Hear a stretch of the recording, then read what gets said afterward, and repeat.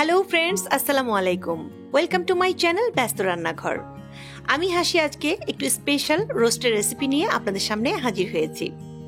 আশা করি আমার রেসিপিটি ফলো করলে ঠিক বাবুর্চিরা বিয়ে বাড়িতে যেমন রোস্ট বানায় একটু শাহি স্টাইলে, সেই টেস্টটা আপনারা পেয়ে যাবেন। যদি আমার ভিডিওটি আপনাদের ভালো লেগে থাকে তাহলে অবশ্যই আমার চ্যানেলটিকে লাইক দিয়ে চ্যানেলটি সাবস্ক্রাইব করে রাখবেন। আর যারা আমাকে ফেসবুকে দেখছেন তাদের যদি ভিডিওটি ভালো লাগে তাহলে অবশ্যই লাইক দিয়ে আমার ব্যস্ত রান্নাঘর পেজটি ফলো করবেন। তাহলে কথা না বাড়িয়ে চলুন আমরা এখন পুরো রান্নার ভিডিওটি দেখে আসি। প্রথমে আমরা চিকেনের পিসগুলোতে লবণ দিয়ে এটাকে হাতের সাহায্যে ভালোভাবে মাখিয়ে নিব, যাতে লবণগুলো চিকেনের মাংসের ভেতরে খুব ভালোভাবে ঢুকে যায়। এখানে 16 পিস চিকেন আছে, যেগুলো রোস্টের স্টাইলে কেটে নেওয়া। আমি এগুলোকে ধুয়ে পরিষ্কার করে পানি ঝরিয়ে রেখেছিলাম। এখন এগুলোকে লবণ মাখিয়ে 7-8 মিনিটের জন্য রেখে দেব। এবং এই ফাঁকে আমরা চলুন মশলাটাকে প্রিপেয়ার করে নিই। রোস্ট রান্নার জন্য একটি মশলার পেস্ট তৈরি করব, সেটা সম্পর্কে একটু বলে নিই। এখানে একটা জয়ফল দেখতে পাচ্ছেন, আর এখানে আছে জয়ত্রী। জয়ত্রী খুবই কম নিয়েছি, আপনারা দেখতেই পাচ্ছেন কতটুকু। এবং এরকম আরেকটি জয়ফলকে আমি 4 ভাগ করেছি। 4 ভাগ করে 1 ভাগ কিন্তু আমি এখানে নিয়েছি। আমি দেখানোর জন্য শুধু জয়ফলটা দেখালাম, জয়ফলটা রেখে দিলাম। তো জয়ফলের 4 ভাগের 1 ভাগ আপনারা দেখতেই পাচ্ছেন কতটুকু। 15 পিস রোস্টের জন্য দেখুন আমি কতটুকু জয়ফল এবং কতটুকু জয়ত্রী নিয়েছি। এগুলো কিন্তু ফ্লেভার খুব স্ট্রং হয়, ঘ্রাণ। এগুলো কিন্তু বেশি রোস্টে দেওয়া যায় না, এগুলো কম দিলেই মজা, বেশি দিলেই কিন্তু উল্টো হয়ে যাবে। এখানে কাজু বাদাম আর কাঠবাদাম নিয়ে নিয়েছি। যে কোনো একটা বাদাম নিলেও চলবে, তবে অন্য বাদাম নিলে হবে না, কাজু বা কাঠবাদামই আপনাকে নিতে হবে। বাদামের পরিমাণটা আমি যতটুকু নিয়েছি ঠিক আছে, আপনারা চাইলে একটু বাড়িয়ে দিতে পারেন। এখন আমি এই সবগুলো মশলাকে পেস্ট করে নেব। আমি পাটায় একটু পানি দিয়ে পেস্ট করে নিচ্ছি, আপনারা চাইলে গ্রাইন্ডারে, ব্লেন্ডারে যে কোনো কিছুতে করতে পারেন, করে পেস্ট করে নিতে হবে। তো চলুন আমি এখন এগুলোকে পেস্ট করে নিই। দেখুন বন্ধুরা, যে মশলাগুলো আমি দেখালাম সেগুলোকে আমি পেস্ট করে নিয়েছি। পেস্ট করার পরে এটার এই অবস্থা। এখন এর সাথে কিন্তু আমি একটু পেঁয়াজও বেটে নিয়েছি। 1.5 কাপ পরিমাণ পেঁয়াজ এখানে আছে। 15 পিস বা 16 পিস রোস্টের জন্য 1.5 কাপ পেঁয়াজই এনাফ। এখন এর সাথে আমরা অন্যান্য মশলা অ্যাড করব। চলুন সেগুলো এখন আমরা অ্যাড করে নিই। একটু বড় বাটিতে আমি আমার সেই মশলার মিশ্রণটা দিয়ে দিলাম। বাদাম, জয়ত্রী, জয়ফলের যে বেটে রাখা মিশ্রণটা সেটা দিলাম। এখন তার ভেতরে আমি দিয়ে দিব টক দই। আমি এখানে 6 টেবিল চামচ পরিমাণ টক দই দিয়ে দিলাম। 4 চামচের 1 চামচ মরিচের গুঁড়া দিয়ে দিচ্ছি। মরিচের গুঁড়াটা কিন্তু কমই দিতে হবে। রোস্টে আমরা জানি ঝাল কখনোই ভালো লাগে না, একটু মিষ্টি মিষ্টি হলেই রোস্ট খেতে ভালো লাগে। দিয়ে দিচ্ছি এখানে 3 চামচ পরিমাণ একটু টমেটো সস। এখন আমরা এটা টক দইয়ের সাথে মশলাগুলোকে একটু ভালো করে মিশিয়ে নেব। এতে কি হবে, যখন আমরা এই মিশ্রণটা রান্নার ভেতরে দেব তখন গ্রেভিটা, মানে যে ঝোলটা হবে, রোস্টের যে ঘন ঝোলটা হবে, সেটা অনেক সুন্দর হবে, একদম স্মুথ হবে, ভেতরে কোনো লামস থাকবে না বা দলা দলা থাকবে না। তো ভালোভাবে এটাকে একটু মিশিয়ে নিতে হবে। এখন অন্য মশলাগুলো দিচ্ছি। এটা হচ্ছে গরম মশলার গুঁড়া, 1/2 চামচ দিচ্ছি আমি এখানে।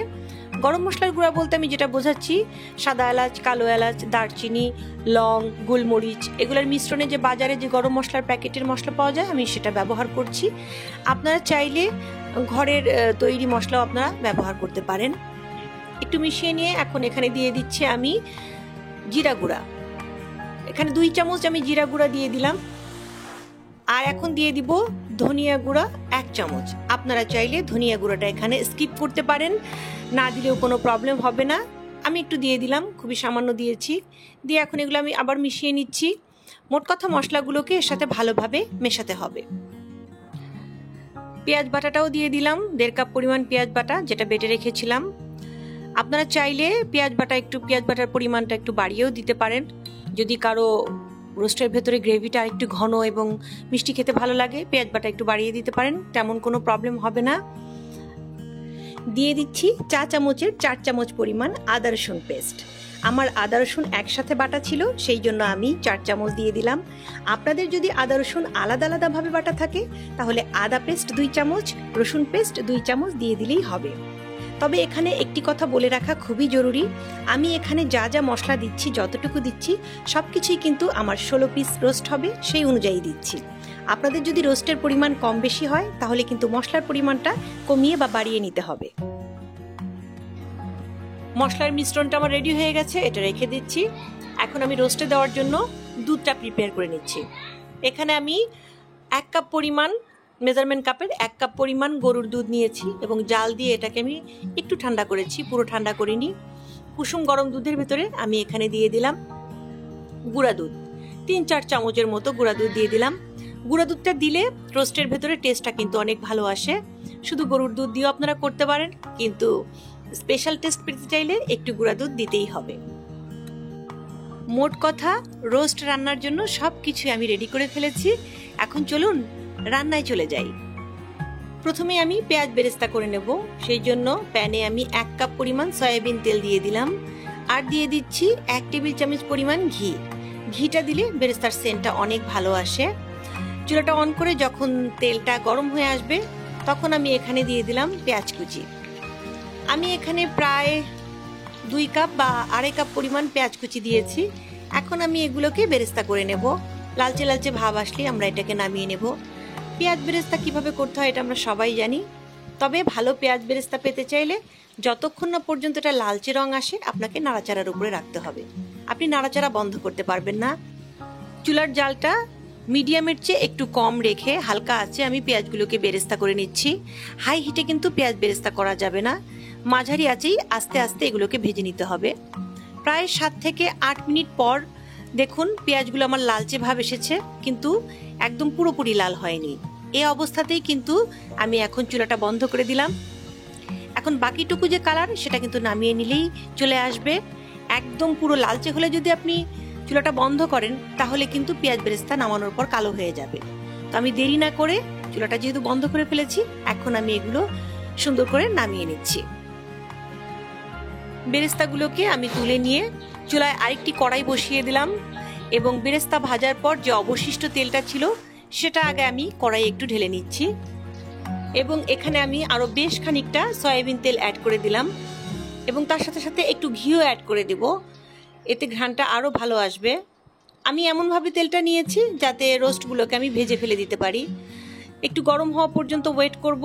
তেলটা বেশ গরম হয়ে গেছে। এখন আমি রোস্টের টুকরাগুলো তেলের ভেতরে দিয়ে উল্টে পাল্টে হালকা লালচে করে এটাকে ভেজে নেব। মনে রাখতে হবে অতিরিক্ত কিন্তু ভাজা যাবে না, অতিরিক্ত ভাজলে রোস্টগুলো শক্ত হয়ে আসবে। এটাকে আমি 2 বারে ভেজে নেব। প্রথমে আমি লেগ পিসগুলো ভেজে নিচ্ছি, তারপরে আমি বুকের পিসগুলোকে ভেজে নেব। কিছুক্ষণ ভাজার পরে যখন আমরা দেখব যে ওই পাশটা লালচে ভাব এসেছে তখন আমরা এগুলোকে উল্টে দেব।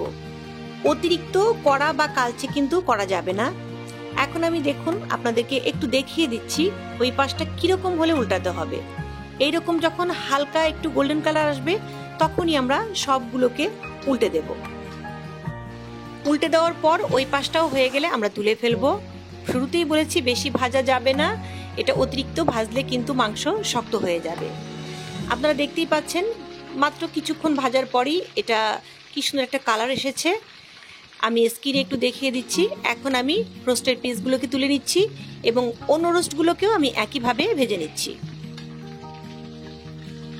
মুরগির বুকের পিসগুলো আমি একইভাবে ভেজে নিয়েছি। আমি এখন এগুলোও তুলে নিচ্ছি। সবগুলো পিস তুলে নেওয়ার পর কড়াইয়ে যে অবশিষ্ট তেল আছে সেই তেলেই আমি এখন গরম মশলা দিয়ে দিচ্ছি। তেজপাতা, সাদা এলাচ, দারচিনি, লং, গোলমরিচ সবকিছু 4-5-6 টুকরো করে আমি দিয়ে একটু হালকা ভেজে নেব। এখন কিন্তু চুলার জালটা আমি একটু কমিয়ে দিয়েছি। যখন একটা সুন্দর ঘ্রাণ বের হবে তখন আমি এর ভেতরে দিয়ে দিব কুচানো পেঁয়াজ। মশলা থেকে খুব সুন্দর ঘ্রাণ বের হয়ে এসেছে। আমি পেঁয়াজ কুচিগুলো দিয়ে দিয়েছি। এটাকে কিন্তু আমরা লালচে করে ভাজবো না, 1 থেকে 1.5 মিনিট ভাজবো যাতে জাস্ট পেঁয়াজের কাঁচা গন্ধটা যেন চলে যায়। 1 থেকে 1.5 মিনিট পরেই আমি যে মশলার পেস্টটা তৈরি করে রেখেছিলাম সেটা এখন আমি এর ভেতরে দিয়ে দেব। কিন্তু দিতে দিতে আমার মনে হচ্ছে আমার যে রোস্টের পরিমাণ, মুরগিগুলো আমার একটু ছোট সাইজ, অতএব সবগুলো দিলে একটু বেশি হতে পারে, সেই জন্য আমি একটু বাদ রাখলাম। আসলে আমরা যারা সবসময় রান্না করি তারা আন্দাজেই বুঝে যায় কতটুকু লাগবে। আমার মনে হলো যে একটু বেশি হতে পারে, সেই জন্য আমি আমার আন্দাজ অনুযায়ী একটু দিলাম, বাকিটুকু আমি রেখে দিচ্ছি। এখন এটাকে আমি কষাবো। খুব সাবধানে মিডিয়াম আঁচে এটাকে আমি আস্তে আস্তে কষিয়ে নেব। এই সময় সাবধান, যেহেতু গ্রেভিটা অনেক ঘন, ছিটে আপনার হাত পুড়ে যেতে পারে। অনেকক্ষণ ধরে 5-6 মিনিট যখন এটাকে কষিয়ে নেওয়ার পর যখন এই গ্রেভিটা দেখুন ঘন হয়ে এসেছে, তখন আমি এখানে একটু লবণ দিয়ে দিলাম। লবণটা দেওয়ার কথা মনে ছিল না, যেহেতু আমি রোস্টে লবণ দিয়েছি অতএব এখানে লবণটা বুঝে দিতে হবে।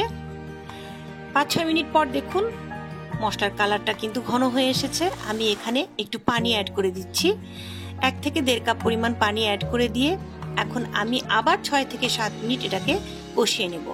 আসলে রোস্টের মশলা যত কষানো যাবে ততই কিন্তু রোস্টের টেস্টটা ভালো আসবে। মশলা কিন্তু কখনোই কম কষানো যাবে না। 15 মিনিট বা মিনিমাম 16 থেকে 17 মিনিট এটাকে মিডিয়াম আঁচে ধৈর্য ধরে কষাতে হবে। আমার মশলা কষানো কমপ্লিট। আমি মশলার ভেতরে যে পানিটা দিয়েছিলাম সেটা কিন্তু অবশ্যই আমি একদম ফুটন্ত গরম পানি দিয়েছি। রোস্টে আমি এরপরে যে পানি অ্যাড করব সেটাও কিন্তু গরম পানি দেব।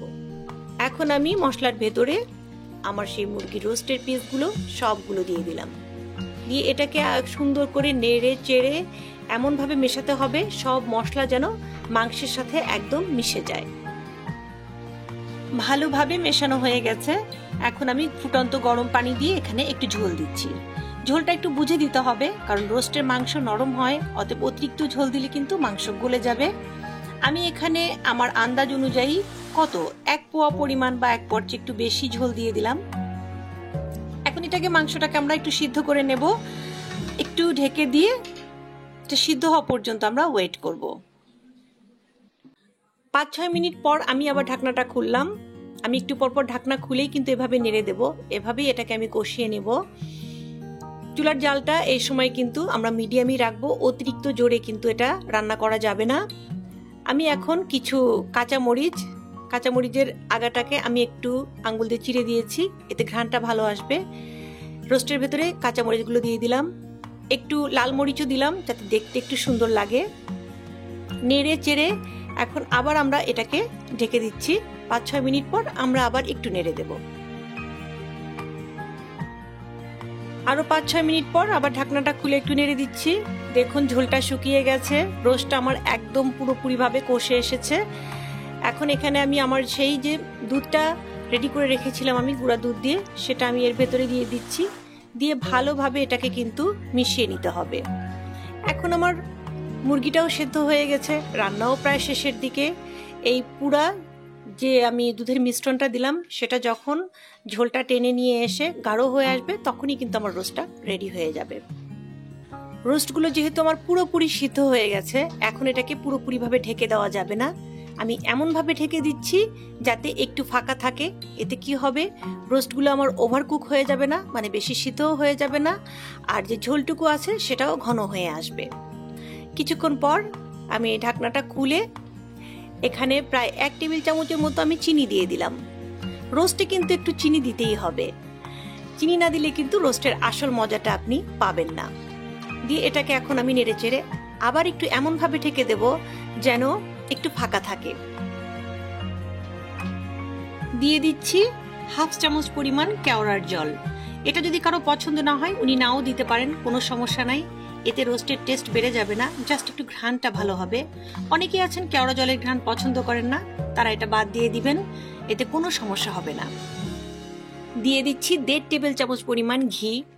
শেষের দিকে ঘিটা দিলে ঘ্রাণটা অন্যরকম আসে এবং খেতেও দারুণ লাগে।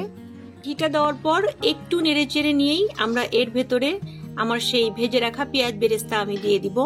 সবগুলো দিব না, এখানে কিছু দেব এবং কিছু আমি শেষে উপরে ছিটিয়ে দেওয়ার জন্য রেখে দেব। পেঁয়াজ বেরেস্তাগুলো দেওয়ার পরেও আমরা এটাকে সুন্দরভাবে একটু মিশিয়ে নেব যাতে পেঁয়াজের বেরেস্তার যে একটা আলাদা ঘ্রাণ আছে সেটাও যেন রোস্টের ভেতরে একদম মিশে যায়। ভালোভাবে উল্টে পাল্টে এটাকে আমরা নেড়ে চেড়ে নিচ্ছি। আমার কিন্তু রোস্ট রান্না কমপ্লিট হয়ে গেছে। আর 2-3 মিনিট পরেই আমি চুলাটাকে বন্ধ করে দিয়ে আমি আপনাদের সামনে এটাকে পরিবেশন করব। দেখুন তো বন্ধুরা কত সুন্দর হয়েছে। আমি এখন রোস্টগুলোকে একটি পাত্রে বেড়ে একটু সাজিয়ে গুছিয়ে আমি আপনাদের সামনে পরিবেশন করছি। আশা করি আপনাদের ভালো লেগেছে। আপনাদের ভালো লাগলেই আমার সার্থকতা। ভিডিওটি দেখার জন্য অসংখ্য ধন্যবাদ। আমি হাসি, অন্য কোনো দিন আসবো অন্য কোনো রেসিপি নিয়ে। ততক্ষণের জন্য আল্লাহ হাফেজ বন্ধুরা।